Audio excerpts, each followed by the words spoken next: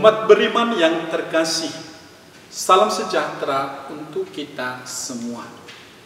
Hari ini Selasa 20 Oktober 2020. Renungan kita diambil dari Lukas 12 ayat 35 sampai 38. Yesus berkata kepada murid-muridnya, "Hendaklah pinggangmu tetap berikat dan pelitamu tetap menyala. Dan hendaklah kamu sama seperti orang-orang yang menantikan tuannya yang pulang dari perkawinan, supaya jika ia datang dan mengetok pintu, segera dibuka pintu baginya. Berbahagialah hamba-hamba yang didapati tuannya berjaga-jaga ketika ia datang. Aku berkata kepadamu, sesungguhnya ia akan mengikat pinggangnya dan mempersilahkan mereka duduk makan, dan ia akan datang melayani mereka.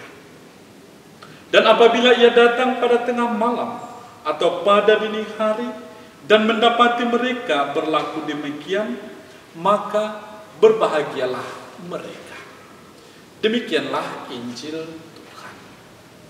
Saudara-saudari yang terkasih, penginjil Lukas mencatat bahwa dalam pengajaran khusus kepada para murid, setelah berbicara tentang kekhawatiran, Yesus melanjutkan isi pengajarannya mengenai kesiapsediaan atau kewaspadaan. Setelah kenaikan Yesus ke surga, para murid laksana hamba yang ditinggalkan tuannya. Dan tuan itu bisa kembali kapan saja tanpa mereka tahu persis saatnya. Ucapan Yesus ini merupakan ajakan untuk tetap bersiap menanti saat eskatologis, yaitu saat kedatangan Yesus kembali ke dunia ini. Yesus menggunakan kiasan-kiasan, yaitu pinggang tetap terikat, pelita tetap menyala, dan laksana hamba yang menanti-nantikan tuannya pulang dari pesta nikah. Pinggang terikat dan pelita menyala menggambarkan para hamba di abad pertama yang menemani tuannya dalam pesta nikah yang umumnya dilaksanakan pada malam hari. Pinggang terikat berarti tetap siap sedia melayani tuannya, mengambilkan makanan untuk tuannya. Pelita tetap bernyala berkaitan dengan tugas para hamba untuk memenuhi pesta nikah dengan obor yang bernyala, sehingga suasana pesta kelihatan semakin semarak. Siap sedia menunggu kepulangan tuannya dari perjamuan nikah perlu berkaitan dengan pesta yang cenderung selesai pada larut malam, mungkin sekitar pukul 12 malam atau pukul 3 dini hari. Tentu masuk akal bahwa akan sangat baik bila hamba itu masih berjaga ketika tuannya kembali dan mengetuk pintu. Bisa dibayangkan apa yang akan dialami oleh hamba itu jika ia tertidur ketika tuannya memanggil-manggil dia untuk membukakan pintu.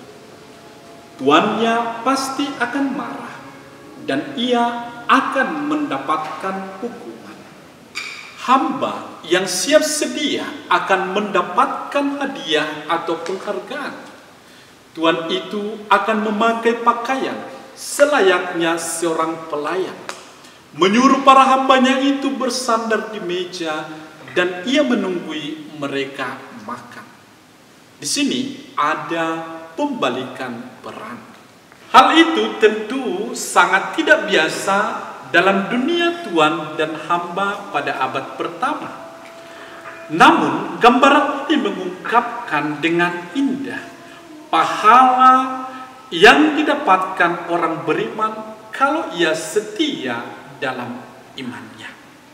Artinya, Tidak ada batasan kehormatan atau kemuliaan yang akan diberikan Tuhan Yesus bagi siapa saja yang menyambutnya pada saat kedatangannya kedua kalinya.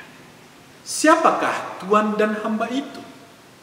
Tentu kita semua tahu bahwa perumpamaan itu berkaitan dengan relasi orang beriman dengan Tuhannya.